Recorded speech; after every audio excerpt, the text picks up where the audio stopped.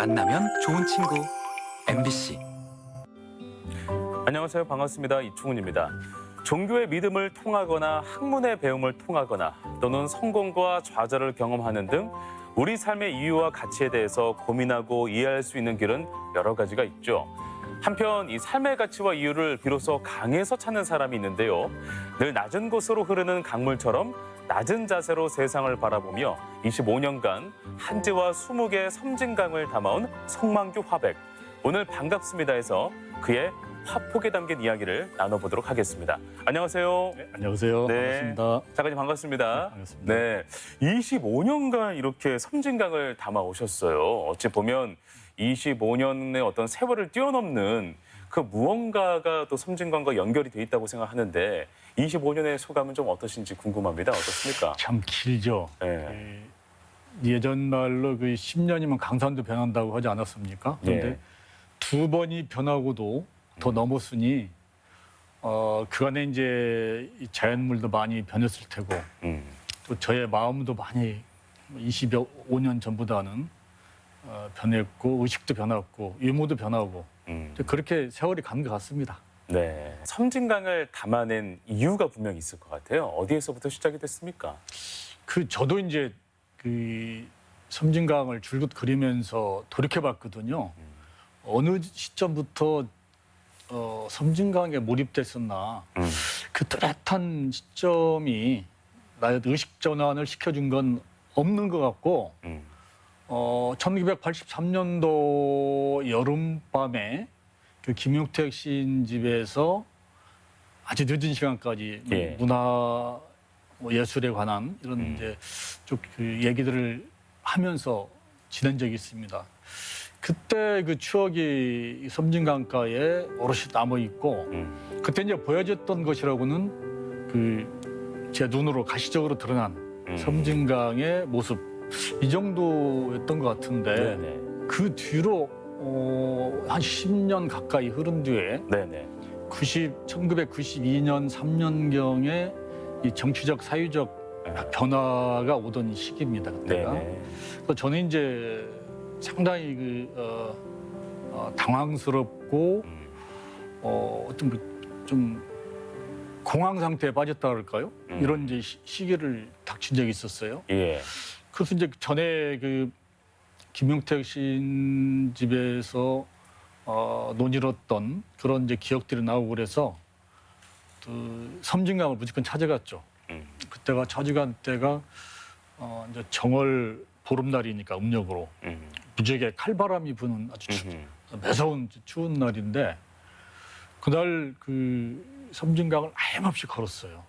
정말 막 피부를 막 떼어내는 듯한 그런 예. 이제 추위에도 불구하고 얼마 동안 걸어서 이제 돌아온 적이 있습니다. 그때 이제 그 섬진강 물 색을 바라보고 물길을 바라보고 또 바람을 느꼈을 테고 그 섬진강만이 지니는 그 고요함과 잔잔함 예. 이런 것들이 제 가슴 속에 딱 스며드는 것 같아요. 그랬군요. 그래서 이제 좀 째를 내서 말하자면은 예. 섬진강이 너를 낚았어. 어허. 뭐 이렇게 표현을 해도 될 것 같습니다. 어쩌면 운명 같은 상대를 만났다. 예, 라고도 그렇습니다. 이렇게 이야기가 될 수도 있겠네요. 예. 어. 결코 그 추위와 그 시간들은 헛된 시간이 아니었던 것 같습니다. 네, 알겠습니다. 25년간의 이렇게 섬진강으로부터 영감을 얻고 또 그림을 그리기 시작했으면 어찌 보면 뭐 그 화가라는 이야기도 드릴 수 있겠지만 기록가라는 또 명칭도 얻을 수 있지 않을까라는 생각이 좀 들기도 해요. 초기의 작품의 모습과 지금의 또 작품의 어떤 모습을 보면은 확연한 어떤 차이가 있나요? 어떻습니까? 아마 그 25년이라는 시간이 짧은 시간이 아니기 때문에 예. 제법 오래된 흘러간 시간이기 때문에 그때와 지금과의 그 자연의 변화, 강의 변화도 있겠죠. 네. 왜냐하면은 뭐 예전에야 뭐 그 강의 손질을 별로 하지 않고 지내왔지만 산업화되면서부터 이 기계가 이제 강물에 침입에 들어가잖아요. 그래서 강물을 파헤치고 이런 경우가 있기 때문에 그래서 아마 그런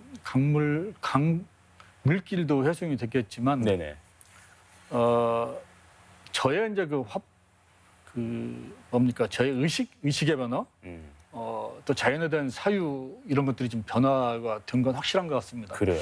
제가 1983년도에 김용태 씨 집에 갔을 때, 그다음에 92, 3년도에 섬진강길을 이렇게 쭉 걸을 때는 제 눈에 보이는 가시적인 풍경들이 보였었거든요. 예. 그래서 이제 풍경화라고 할 수 있는 것들을 아마 그렸죠. 근데 이제 다시금 물과 산과 물이라는 것들을 재인식하고 높은 산과 낮은 물, 그러니까 수직과 그 수평의 이런 서로 어우러짐의 이런 구조들, 네네. 이런 것들을 보면서 아마 이제 자연에 대한 이해도가 좀 바뀌어진 것 같아요. 그랬군요. 예. 예. 그래서 높지만 낮은 것과 어우러짐, 그다음에 네. 물과 산의 어우러짐, 그다음에 산과 산 사이의 사이 네네. 그런 공간 속에서 이루어지는 의식, 네네. 사유 네. 이런 것들이 이제 창출됐다고 봐야 되겠죠. 네, 알겠습니다. 오롯이 무언가를 좀 이렇게 집중해서 사는 삶이 그것들은 예술가들이 그래도 좀 즐겨야 되는 어떤 그런 또 인내해야 되는 어떤 그런 부분이지 않을까도 싶기도 합니다. 그 외로운 적도 분명히 있을 것 같아요. 이제 잔잔한 또 섬진강을 바라보면서 나의 어떤 그림을 표현해내고 뭔가를 계속 관찰하고 홀로 그런 감정들을 느끼면서 결과물을 만들어내는 과정이 반드시 예술가는 필요하니까 어떨 때 좀 많이 외로우셨습니까? 제가 2002년도라 하면 이제 한일 월드컵이 이루어지던 해이거든요. 그 해에 섬진강가에 작업실을 마련하고 혼자 거기서 이제 숙소를 마련하고 작업실을 마련해서 지내왔었습니다. 네. 근데 그때는 오롯이 정말 이제 강 위에는 나의 벗이 없었던 것이죠. 그러다 보니 외롭고 고독하고 쓸쓸하고 어떤 유행가 가사에 나올 만한 네. 이런 생활들을 하다 해왔었습니다. 근데 그게 결코 외로움을 가만두지 않더라고요. 왜냐면은 제가 사유하고 있는 그런 감각이 있고 또 그것을 표현하려고 하는 기능이 있기 때문에 그냥 놔두질 않고 계속 그때 아마 저는 작품의 양이랄까 표현력이 엄청나게 생산됐을 때입니다. 그때. 어허. 그래서 그때를 때면은 이제 24m 길이가 작품 한 점이 24m가 되는 작품을 그렸고 또 21m 되는 그림도 그렸고 예. 뭐 그리고 이제 2m 이상 되는 작품들을 숱하게 드러내는 정말로 가장 왕성한 창작의 시절을 맞이했던 것 같습니다. 그리고 그러니까 외로움이라든 크게 이렇게 가질 여유가 없었죠. 그리고 이제 때로는 그런 외로움이나 혼자라는 게 창작하는 사람한테는 필요도 합니다. 그래서 때로 이제 글 쓰는 분들은 어느 뭐 이렇게 일부러. 일부러 네. 어떤 산방에 가서 쓰기도 하고. 맞아요. 근데 저는 오히려 잘 된 것이죠. 그래서 참 이게 신기해요. 어떤 그 외로움이나 어떤 극단적인 감정 상태가 한 사람을 괴롭히는 어떤 요소로 작용하긴 한데 그것이 어떤 예술적인 결과물로 나타나기까지는 정말 중요한 연료가 또 되잖아요. 참 이 부분이 참 신기하기도 해요. 예술가가 갖는 맛이랄까, 특권이랄까 이런 거 아니겠습니까? 알겠습니다.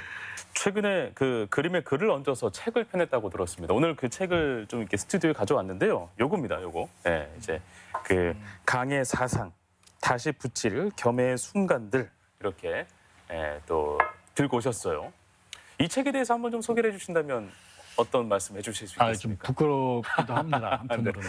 네. 왜냐하면은 감히 그림 그린 사람이 글이라는 단어도 좀 생소하고 그런데 사실 이게 두 번째 책입니다.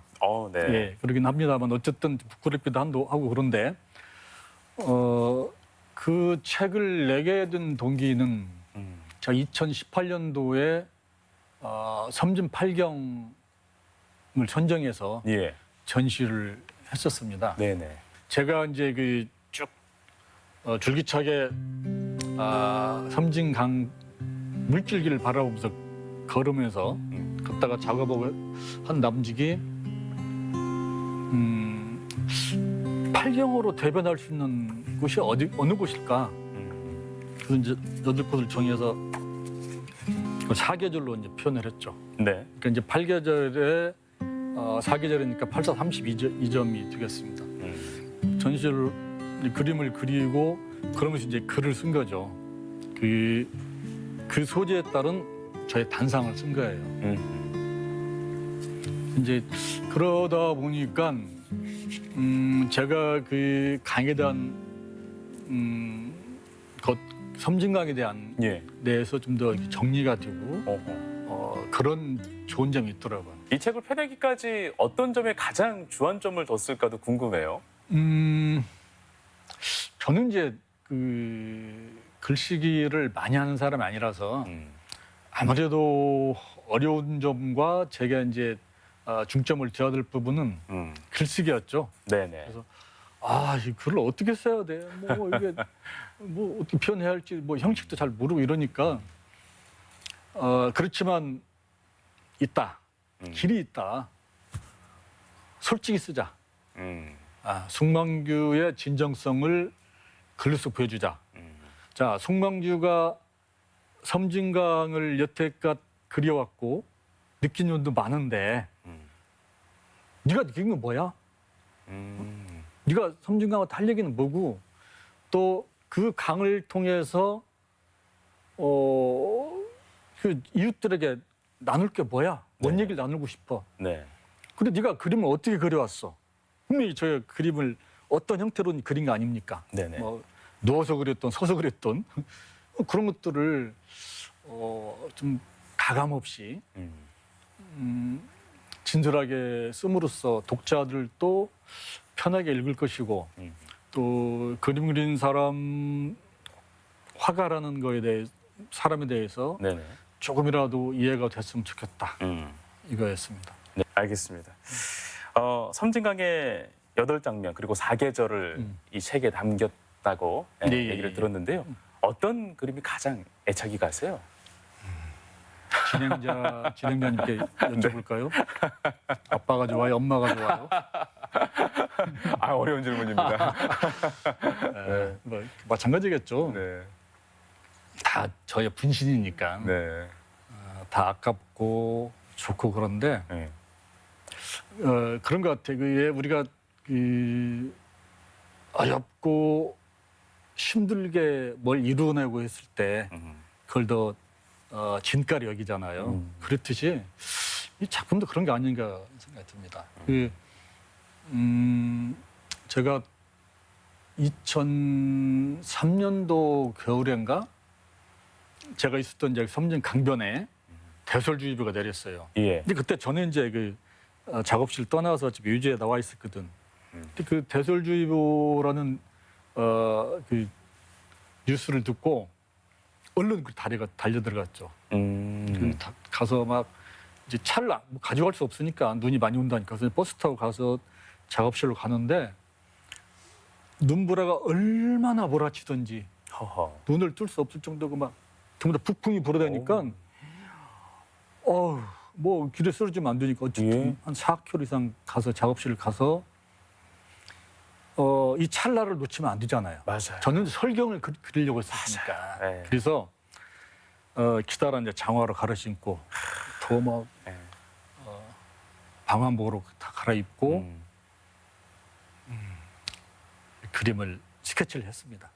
그게 이제 그 그림이 이제 정금옥 겨울인데 네. 그 그림 제목은 언강이죠. 겨울 작품. 그 작품입니다. 그게 24m 그렇군요. 길이가 되는 건데 예.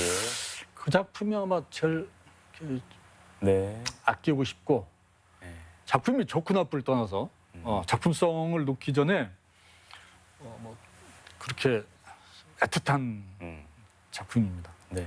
여기서 한번 좀 불러주죠. 어떤 작품인지 이 안에 담겨 있잖아요. 아, 예. 이것도 한번 좀 소개해 주시면 카메라에 한번 좀 담으면 좋을 것 같아서요. 예. 딱 펴지네.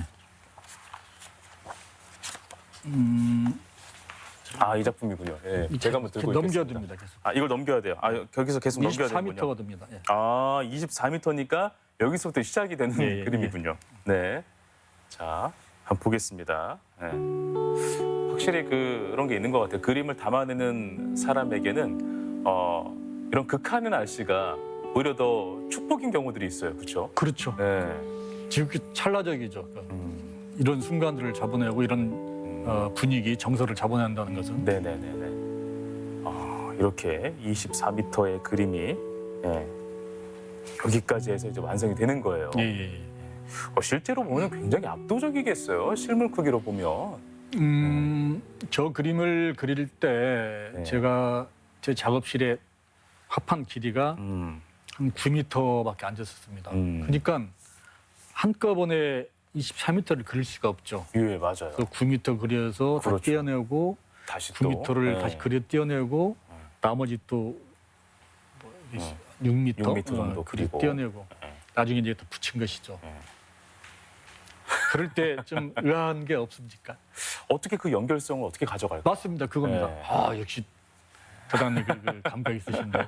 이게 9m를 따로따로 그리는 것들이잖아요. 네. 그러면 이제 제가 이제 그 어떤 감정적인 감정을 담고 있는 사람이기 때문에 이 그림 그릴 때 다음 떼어내고 다음 그림 그릴 때 다 다르잖아요, 감정이. 네. 그래서 어느 때는 먹이 진하게 들어갈 때도 있고 맞아요. 옅게 들어갈 때도 있고. 맞습니다. 그럼 이제 이게 나중에 붙여놨을 때 일치가 되지 않으면은 네. 딴 그림 돼버리죠, 서로. 맞아요. 근데 또 제가 그 꾀를 내가지고 한 방법이 있어가지고 일관성이 쭉 이렇게 농담이 표현이 됐습니다. 그래요. 꾀가 뭔지 한 번만 좀 이건 뭐 음식 하시는 분들이 영업 비밀입니까? 비밀이듯이 아닙니다. 별거 아니길래. 네, 알겠습니다. 네. 그 혹시 화백님에게는 이제 봐도 질리지 않는 게 이제 섬진강일 텐데 특별히 이렇게 소개를 해주고 싶은 섬진강의 모습이 있다면 예. 어디 장소가 될 수도 있고 아니면 어느 계절에 어느 시각일 수도 있고 24시간 계속 뚫어다 꼭 있습니다. 보셨으니까 꼭 있습니다. 언제입니까? 저는 이제 저를 막 설레게 만들고 술렁거리게 만들고 들뜨게 만드는 계절이 있죠. 예. 봄날. 봄날에서도 한 4월쯤 되면은 3월은 너무 이르고 4월, 5월 넘어간 쯤 되면은 저는 이제 황록색이라는 단어를 써요. 황록색은 사실 사전에 나오지 않는 네네. 단어입니다. 근데 이제 연두색도 아니고 녹색도 아닌 것. 맞아요. 그래서 이제 그 처음에 나올 때 이게 이제 황색을 살짝 띄거든. 네네. 그래서 저는 황록색이라는 표현을 썼던 어떤 국문학과 교수가 송하백 황록색이라는 말이 없던데요? 없죠. 제가 쓴. 만들어냈으니까. 근데 그 강변에 있는 이제 억새라든지 이런 풀들이 그때 막 새싹들이 막 올라올 때 그때 이제 그때 그 계절에 해 뜨기 직전후에 가서 보면은 햇볕이 막 거기에 비칠 때 맞아요. 그 색감은 정말 감동적이에요. 그리고 약간 투명한 느낌도 있어요. 예, 그렇습니다. 투명하고 그리고 이제 견에 얼어있던 것이 새롭게 소생하는 계절이기도 하고. 네네. 우리가 봄은 뭐 희망 얘기를 하는데 정말이에요. 희망을 안겨주는 것이고 거기에 이제 또 간간히 날라와서 어떤 동적인 힘을 에너지를 주는 두rum이라든지 이런 애들이 또 다녀가거든요. 또 그 바위 틈새기로 흐르는 물소리 이런 것들이 합쳐지면서 어떤 새로운 어떤 봄의 에너지, 네네. 삶의 에너지 이런 또 창작의 의욕 이런 것들을 부여주게 되죠. 네. 그래서 그런 봄 풍경이 저는 참 좋고 네. 그다음에 시간별로는 이제 새벽에 많이 나갑니다. 그렇군요. 그래서 이제 해 뜨기 전후에 전후에 이제 기온차가 심하기 때문에 네네. 그 안개가 많이 피어오르거든요. 그럼 안개가 이게 이제 막 파노라마를 치면서 쇼를 해요, 막 예. 온갖 기상천외한 그 모양도 모습들을 만들어내고. 드러내거든요. 네. 아, 이건 뭐 인간이 해내기 어려운 이런 모습들을 보여줄 때, 그래 역시 신은 아름다워, 뭐 이렇게 이제 그 네. 시간별로는 그런 때고, 그다음에 이제 장소를 하나 굳이 또 한 두어 군데 꼽자라면은 지리산 왕시루봉 갈 때, 예. 거기는 야간 열차를 타고 구례구역 내려가지고 택시 타고서 왕시루봉 아랫역에 내려서 그럼 한 새벽 2시, 3시경 됩니다. 네네. 그때 이제 정상으로 올라가는 것이죠. 그럼 이제 별자리를 보면서 방향을 찾아가는 거죠. 이제 이마에 이제 불 하나 켜고. 왜 그러느냐면은 새벽에 가게 되냐면은 그 한낮에는 이게 햇빛 광선이 너무 밝기 때문에 네네. 물질들이 다 사장돼 버려요. 제 빛을 맞아요. 보이지 않잖아요. 예, 시- 예. 시각으로 봤을 때. 그래서 압도를 당하게 되는 네, 거죠. 압도당해요. 예. 워낙 광선이 세니까. 그래서 이제 해 뜨기 전에, 네네. 그러면 그때 이제 그런 약간 어떤 그 기후 변화가 심하기 때문에 갖가지 그 모습을 볼 수 있기 때문에 네. 그때 가는 편입니다. 알겠습니다. 그 한국 묵자 연구회도 맡고 계세요. 이 묵자의 사상이 화백님의 작품 활동에 또 어떤 역할을 하고 있는지도 한번 들려주시겠어요? 뭐 잘했죠. 그 회장을 맡은 게 잘한 게 아니고, 예. 그 인문학 공부를 하게 되고, 또 묵자 연구회를 창립해서 네네. 그걸 운영하는 하고 이런 것들은 참 제 인생에서, 제 삶 속에서 잘한 것 중에 하나입니다. 그래요. 묵자의 사상하고 또 공부도 하시잖아요. 인문학도 공부하시고 그리고 25년간 강을 이렇게 바라보면서 뭔가 느낀 그 인생의 진리를 한마디로 좀 표현을 한번 해주신다면 어떤 게 있을지도 궁금한데요. 어떻습니까?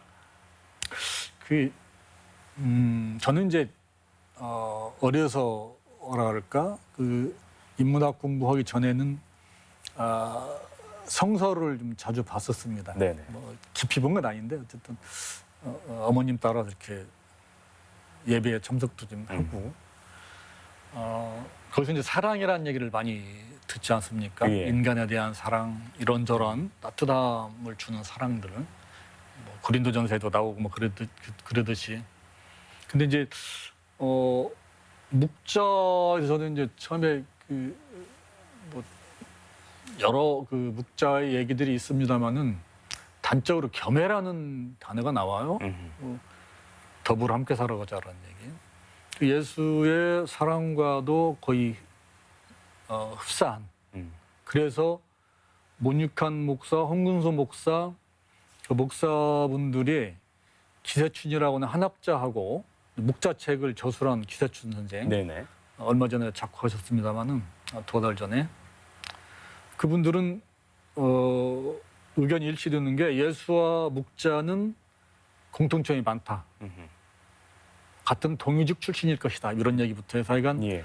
사상이 비슷한 점이 많다라고 얘기를 하는데, 저는 그래서 이제 아마 쉽게 묵자의 그 논리, 사상을 수용할 수 있지 않았겠는가. 네. 먼저 어려서부터가 어쨌든 예수의 그 성경책을 조금씩 봤으니까. 근데 그런 이제 사랑 겸해들을 받쳐준 얘기들이 이제 또 뭐 천하무인이라든지 겸치별난 뭐 이런 얘기가 있더라고요. 예. 천에 남이란 없다. 겸해도 더불어. 예수의 사랑도 그러잖아요. 남남이 아니라 우리 다 같이 어우러 다 같이 사는 것이다. 사랑의 공동체를 이루자 이런 거잖아요. 겸치별난도 서로 차별하고 이러면은 난리 난다 이거거든. 예. 그러한 이제 사상들이 제가 그 청년 시절에 살았던 의식하고도 거의 일치하는 부분이 있고, 그랬군요. 예, 그런 사상도 그렇고, 근데 묵자의 행동을 보아하니 묵자는 이제 반전 평화 운동을 꾀한 분이거든요. 전쟁을 반대하고 평화를 유지하려는 분. 그래서 이제 공자는 BC 551년인가 태어났는데 묵자는 479년이에요. BC. 거의 이제 뭐 한 1세대도 못 되는 연대 차이가 있죠. 예.